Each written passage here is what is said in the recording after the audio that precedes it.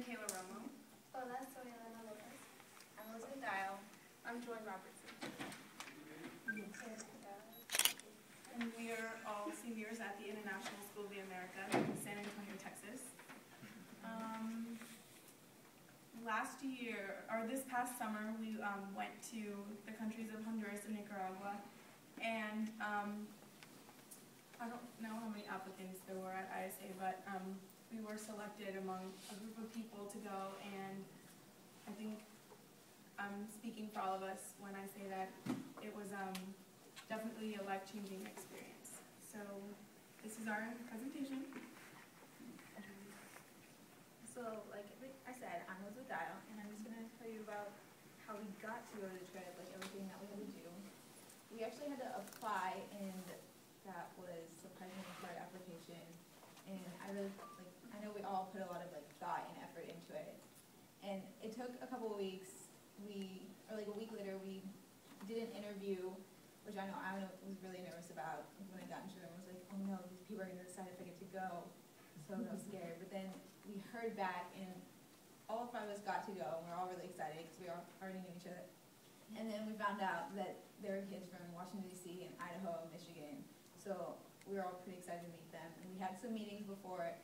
And then we finally got to fly to Miami. And we were the last ones there, and we got to meet everyone. And we really got to get a small introduction to who each other was. And we did some team building activities the first 2 days before we actually left for Central America. And we got to split into our groups, and we met who we were going to be with for the next 2 weeks. And we just learned a little bit about each other, and then we finally got to fly off. And we were split, our group was split into Group A and Group B. So Marco, Joy, and Liz were in Group A. They went to Nicaragua first, Honduras second, and then me, Michaela, and our teacher that accompanied us, Miss Quiroz, we all headed off to Honduras first and Nicaragua second. And this is just kind of our daily life in the trip. We woke up in whatever country we're in, whatever hotel. We always had really nice accommodations, and then we would go down for breakfast, and we got to eat with our group members. The thing to eat was gallo pinto. In Nicaragua, a very traditional famous dish that I'm sure a lot of you know about is gallo pinto, and they have it for all 3 meals of the day, so we ate a lot of it. And then we would hop on our bus all together, and we would go to whatever our first destination was. Sometimes that trip would be a long one, sometimes it would be a really fast one. There's sometimes opportunities to take naps. And then we also have our amazing day. We would sometimes kind of go off the itinerary, sometimes be really strict with it. And then this is where we made our memories. This is where we made our connections with others. This is where we saw all the things that we still talk about to this day. And then we come back to our hotel. This was a hotel we stayed in Tegucigalpa, Honduras, and it was called Hotel Paseo Miramontes, and we have very fond memories of it. Alright, so this is really from my part. Just going around and being in Nicaragua and Honduras was a lot of fun. It was great. But going through different things, going into visiting the embassies, talking with the youth, just some questions that came up in my mind were just, what are the specific government structures like? Who runs what? Why is it that crime rates, poverty are high in certain areas and not other areas? And just kind of what is our role in as the United States Embassy to actually be helping in these countries? So, I know for everyone, but especially for me, going to Honduras and Nicaragua, I saw the disparities in schooling, education. So we went to several elementary schools, and aside from all the kids being adorable and cute, and we love to play with them, we also saw how much we had as elementary students, resources given to us, and how much they don't have given to them, and it really made me appreciate my education, the lifestyle I have. And we went to a private high school sponsored by our group leader, Isaac, taught at, and it was really comparable to the school that we go to now, and he really drilled into us that these kids who go here are the upper crust of the country, and that not everyone gets this, and it made me realize even more wow, if this is the top top of the notch than like what in America, like we should be so thankful and proud of what we have, and also be aware of like what other people do not have and be appreciative for. Just to touch on the pictures, the one on your left side is at the private school, and those are some of the students you can kind of see. And then the two on the other side is at an elementary school in Alamo, Nicaragua. And you can see there's the differences between the resources, just, you know, at the outside of the school and like the inside of the classrooms. And now we're all going to touch on parts of the trip that affected us the most. Alright, so really with me, part of the trip that affected me the most was while we were in Nicaragua and CAYA. I had been walking around kind of just shopping, and an older woman had come up to me and asked me for some money. And we had been told by our group leader that we shouldn't be giving any money, even spare change, to these people because a lot of the time they're just peddling money for drugs and all the other gangs. But she went up to me and was asking specifically for medication. And that kind of just hit me hard, saying that I couldn't really do anything to help them. And it kind of just got me thinking about what I want to do with my life. And started thinking that I've always been interested in chemistry. It's something I want to do. And so my personal goal, I started looking into what I can do with chemistry and figured I could become a medicinal chemist. I've been looking into different companies and seeing, working into the creation of medicines. What I want to do is be able to work with a company, create medicines, and then hopefully through my own financial benefits create my own business where I can help and actually spread about any medications to areas that are in need, and even help with having these medications at little to no cost. Okay, for me, it was making the connections with the teens from Honduras and Nicaragua. I feel like I was one of the only people out of our entire group that spoke like absolutely no Spanish. So there was definitely a language barrier between me and the students. But I think that, through everything that I kind of saw and, I was able to talk to my friends about it. And, it was just like this like understanding where, when I would talk to the people from Honduras, not really like talk to them, but just kind of like exchange looks because I guess they kind of saw that, if I'd see like kids on the street that, were like begging for money, that was definitely something that I never saw in San Antonio or anywhere. And so that really hit me hard too. And I think that they would see that on my face, just like staring at them like, oh my gosh, like I can't believe that I complain about anything in my life, So I guess through that we were able to kind of communicate, and I was able to kind of like understand them at that level. I also gained a really awesome global perspective, and what I mean by that is I'm more aware of what's going on outside of my hometown, and I know now that things aren't always, if they don't work out for me here at home, I don't think that I complain as much as I used to. If like my straightener like burned out or something, I would like have a panic attack. But there are like bigger problems in the world, and I think that I definitely gained that from this experience. And a big appreciation for what my parents do for me and all that they provide, because it was very different there. So. My emotional experience at the elementary school that we saw earlier in the slideshow was there was a video attached, but it was we got to this elementary school, and the first thing we saw was children like all around, and they were very like not fascinated, but they were just intrigued by our presence, and they saw that we had cameras, and they wanted to take pictures, and they weren't shy. They made jokes, and it was just so like a rush of emotions came through, because it was this elementary school where they had about 5 classrooms and over like 200 kids. And so we got to go, and this was like the smallest like group of children that were in their classroom. And I saw this little boy, and then his teacher introduced him to everyone that was there. And they said that they had a poem for him to sing. And so he sang his poem, and I believe it was about a bird getting caught in the rain, something like that. I wasn't really paying attention much to what he was saying in Spanish, so much as like how, for lack of a better word, adorable he was. And he just had all this just to see where he goes to school, how he lives his life, how like happy he is just to be at school with his friends. And honestly, I like broke down and cried, and I'm not like an emotional person at all. Like the 4 of them know that about me. I don't cry for things. And so this was just really like, it just hit me, and it was very like, it was shocking to me, the fact that I had this reaction to it.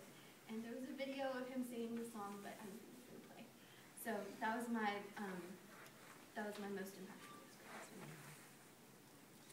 Okay, so touching on almost what everyone said so far, I was just enthralled by how happy and positive all of our hosts were, from the little elementary school kids we met to our high school counterparts to even our like actual group leader hosts. They were all so welcoming, and they were like ready to help us at any moment. Like Liz and myself don't speak any Spanish, so we were constantly relying on people to yeah, so usually Marco helping us.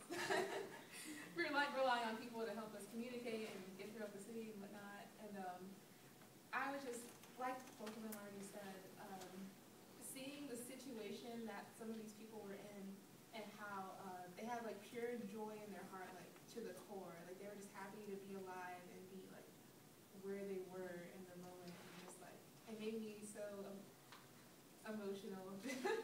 Like, because it's like I get home and like I complain about dumb stuff. And I got there and I was like, what am I doing with my life?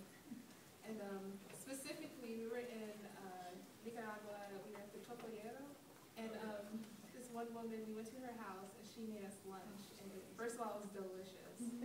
Best meal I had. So much food. But secondly, when we left, we were leaving. It started raining. We ran to the bus, and our group leader, Miss Linda, told us that that was all the food that she had. And we were like, what? And she's like, yeah, she made all that food for you. And I was like, she doesn't have any more food. She's like, no, she doesn't really have any food left. And she had like 2 like kids in the house like crying, and she was tending to them while making food for all of us. And I couldn't believe it. And I told this story to some of my friends when I got back home, and I just like broke down. Not a pretty sight, but I really do appreciate what I have a lot more because of the people I was in contact with, and I have a new view of the world, not just first world problems, just third world problems. There's things that are bigger than me and all of us here right now, and we have to think about that constantly. Okay, so I actually had these 2 days that really stood out to me. They were both in Nicaragua, and the first one was it was like one of our first days together going out, and we knew as a group, like first or second day in Nicaragua, and we went out and we like did this 1-mile hike, and we just got to like the top of this hill, and it was amazing. It was like this beautiful view. You like could see like this other hill, you could see the valley, and there's so many trees, it was so green. And then this guy who's like on a different hill, he like said hi to us, and we're like, what was that? And the guy goes, you can say hi back. We're like, what? And we're like, okay. And so we said hi back, and it was, for me, I was like, oh my gosh, there's someone on that hill. So that was a new thing. And after that, we like went to this elementary school, and this little girl, we like just got in there, we're like walking in, and they were kind of at recess, and this little girl goes up to Brenda, who's my room, and she just grabs her and like hugs her, and she would not let go, and we were all just like none of us knew what to say, and she was so cute, and she just like stayed with Brenda the entire time. We were there for about 30 minutes, and she like clung to Brenda the entire time. Yeah, she was like holding on to her, and it was so cute, and she was like playing with her necklace, and I was like, oh my gosh, she's the cutest thing, and everyone was just so happy. And then we go from that, we also like went to the embassies, and that night we got to go to a concert, and we saw like the president's son sing, and it was all these really rich people, and it was this huge contrast, and I was like, oh my gosh, like, this is one city, and there's amazing difference. And then towards the end of our trip, we actually went and we helped this group who builds houses all around Nicaragua, and we helped them build this house. And the family there, it was a one-room house, and it was I live in an apartment, and it was a little bit bigger than our living room. And these people had 5 kids, there's a mom and a dad, and they were so happy that we were just there to build this house for them. And I was like, wow, like, I complain, I live in an apartment, like, all my friends live in houses, like, I don't really care, but I complain about these things, and this family is so happy for this one-room house. And I got home and I started crying. I'm crying now. The family I had was really a tent and a cot inside the tent to sleep in. I'm so sorry.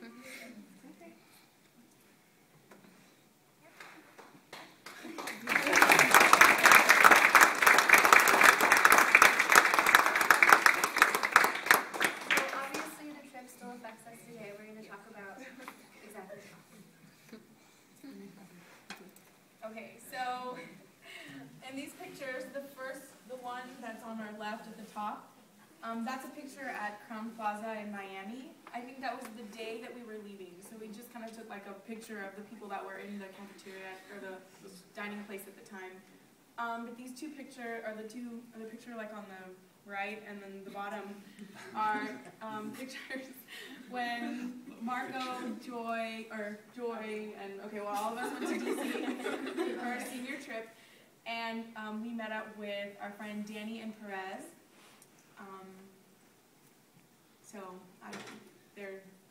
Danny and Perez. They're there somewhere. So we've made friends during this trip, friendships that have lasted on still. I'm texting friends that I've made in Idaho and Michigan, and Danny and Perez were friends that I had really gotten a hold of to try and get together while we were in DC. So they were able to hang out with us. We were able to have fun, talk, reminisce, and even just talk about what we're up to. And what made, I think that for all of us, we all came from different places, and I remember like the first time we got there, all of us were so excited to meet these people from Michigan and Idaho and DC. We like walked into the hotel and we're like, hey everybody, like, hey, what's up? And they're just kind of like, so weird. So, at first it was kind of like, we didn't know if we'd be able to get along with people, like that we had never met or that probably thought we were like crazy at first. So, get rid of all stereotypes. Yeah. So, but we found that, throughout the trip, like I know on like group A,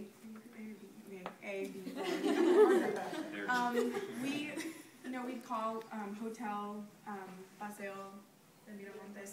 We would say home. We wouldn't say like we're gonna go back to the hotel. We'd say, oh my gosh, like I'm so tired, I can't wait to go home. And when we'd say that, we meant the hotel, not like America. So, and I think that was something that like we didn't even think about that. That was something that we really felt like was home because of the people that we were with and how welcome we felt in these countries. And we did feel like we were at home. It's like we just woke up from a really long nap and things like changed completely, and we're like, whoa, when did this happen? Okay, so Liz touched on it. There was a organization called Un Techo para Mi País, and basically it was, you can compare it to our Habitat for Humanity. They went around the Central American area building houses for families in need, and there's obviously a lot, so they look into ones that are the most deserving, hardworking, and stuff. So our group got the chance to go on like the outskirts of Alamo, Nicaragua to help build this house. Group A set up the foundation. They did the hard work, honestly. And then we came in with our paintbrushes. And then, so this was one of the many actually community service opportunities that we got to do while in Central America.